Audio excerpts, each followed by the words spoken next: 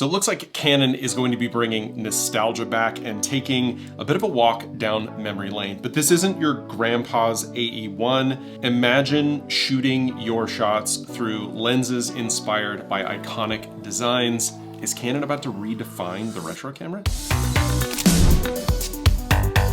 So retro cameras aren't just a trend.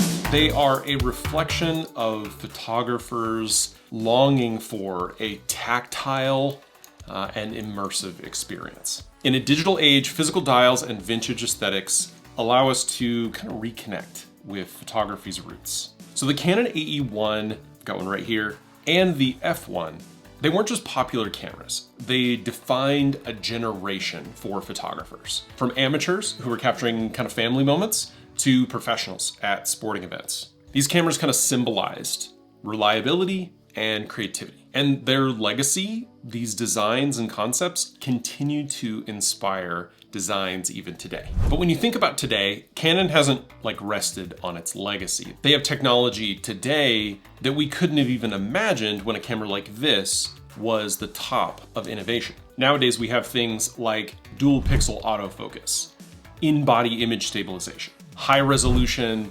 sensors. When you couple that with the newest lenses, you've got amazing performance and versatility. But while the technology that we have in modern cameras, like the R5 Mark II or the R1 they're top of the line.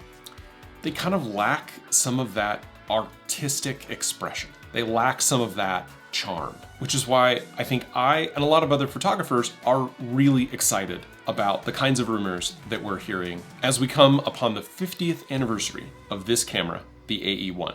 So the expectation is that we're going to be getting the EOS RE-1 to celebrate the 50th anniversary of the AE-1, blending the kind of vintage charm with the cutting edge tech that we have in current modern mirrorless cameras. Now, while we don't have a lot of hard details and specifics, what we are hearing is that we'll include an APS-C size sensor, an RF mount, classic tactile buttons and dials, in-body image stabilization, and a high-resolution electronic viewfinder. The hope is obviously that we'll get it this year in 2025, but if we do, it will be late in the year, more likely early 2026. So we're 9 to 12 months away from seeing this camera. But Canon obviously isn't entering an empty field. Like the mirrorless market, they're coming in late. Nikon's Z-FC beautifully revives their FM series. It offers intuitive analog controls and experience. Fuji's X-T5 has their film simulations, which are,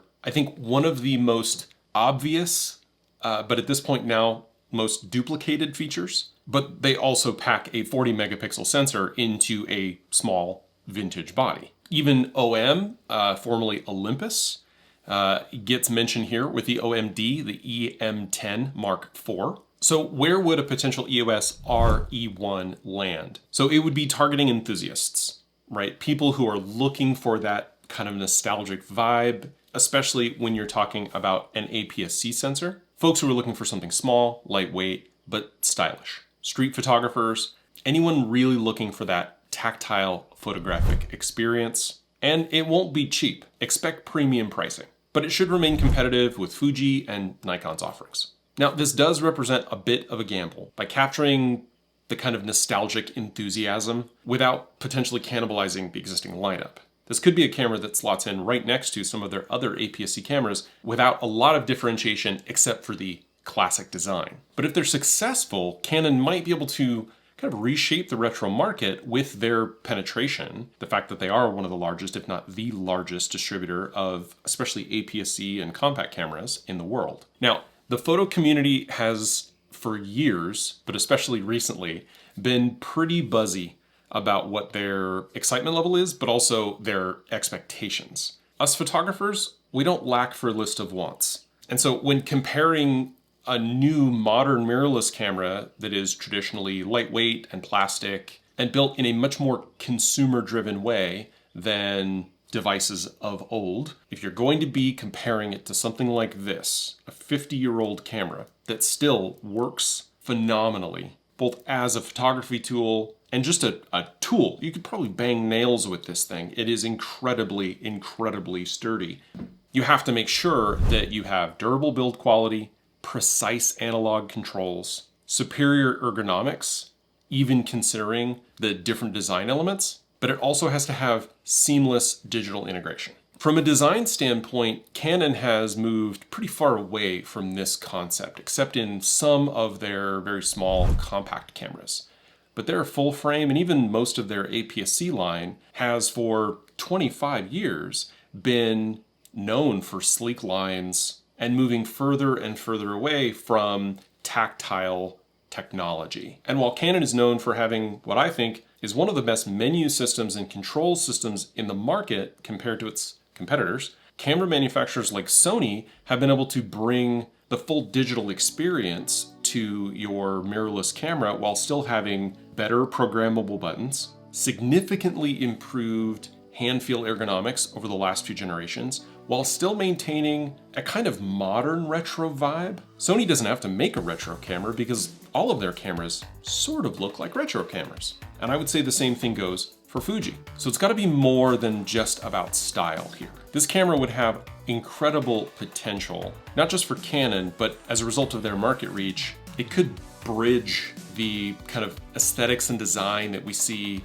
in modern cameras with really what we think about when we think about photography in the old school. Because when I look at the controls and the buttons on this camera, what I see are the fundamentals of photography. I see aperture, I see sensitivity, and I see shutter speed. Is there more to a modern camera that would likely need to be integrated into a new type of device like that? Yes. But I think what Canon has the opportunity to do is to take us back to the simplicity of design and the basic intent of photography, which is to capture the moment. And I feel like Canon has the opportunity with their pedigree and legacy to truly celebrate photography's timeless appeal. So let me know, what vintage-inspired features would you love to see in the RE-1? Let me know all of your thoughts down below. If this is the kind of thing that you're interested in, go ahead and hit the like button, hit the subscribe button, and obviously as we learn more information, as this camera makes its way through the process of coming to release, I'll make new videos and tell you more as I learn it. All right, that's it for me. Thanks so much for watching. See you in the next one.